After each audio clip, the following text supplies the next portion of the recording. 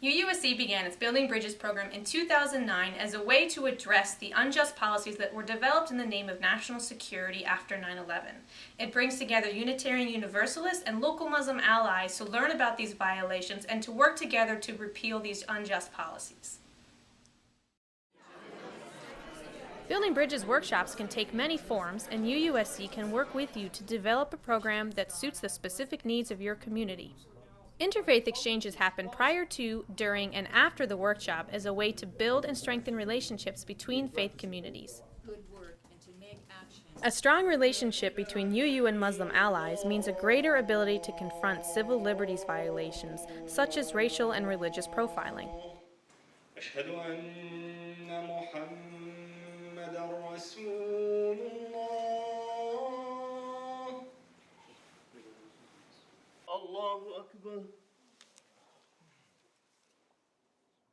In the past, Building Bridges workshops included explanations of the human rights and civil liberties foundations within Islam.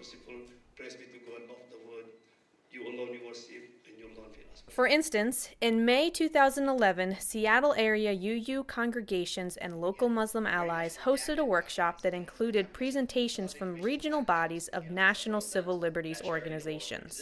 And the material support standard has most recently been used to go after peace and justice activists.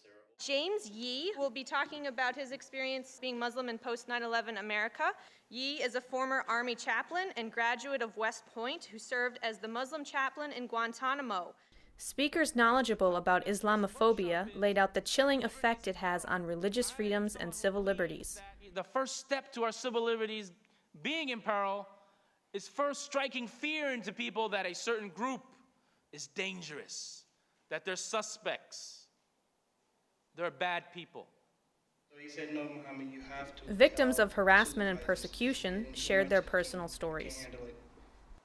2 officers jumped at me, yanked my hands back, and handcuffed me, tore something in my shoulders, and forcefully paraded me in front of everybody, humiliated me basically, took me to a bare cell, did a complete body crevice search, took my jacket, my shoes away. Mind you, temperatures were about 27 degrees. They basically, after 5 hours, they said, you can go now. Well, why? Why did this happen? They have no answers. Hopefully, you can feel Through small group discussions, workshop participants voiced their concerns, expressed their opinions, and built relationships with other participants. That could be a white American citizen. While it's important to educate participants about the specific civil liberties violations that occurred as a result of post-9/11 policies, it's equally important to provide concrete ways for people to address these violations. Right, if we're going to go to city councils and seek restrictions, it helps to have some allies. And this group is an example of that. The UUSC bringing sets of allies together. The ACLU, the Council on American Islamic Relations, and the Bill of Rights Defense Committee all describe the violations that are happening to the Muslim community in the U.S.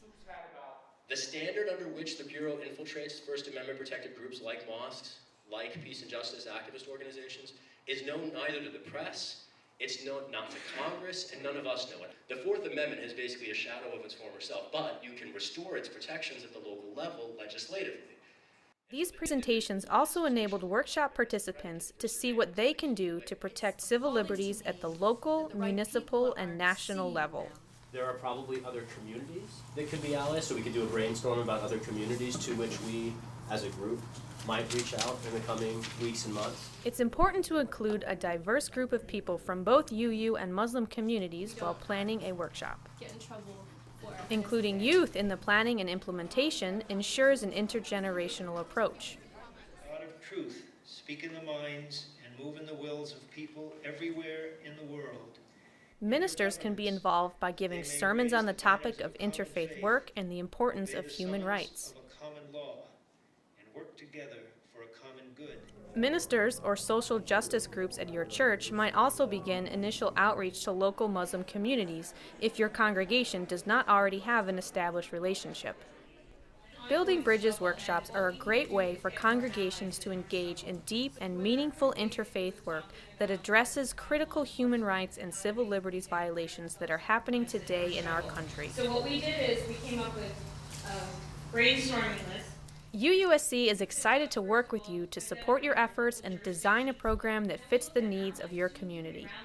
Who are other people that are like-minded that could actually ally with us and actually go with us? Together, we can build a grassroots movement to restore the civil rights and religious freedoms guaranteed by our Bill of Rights and Constitution.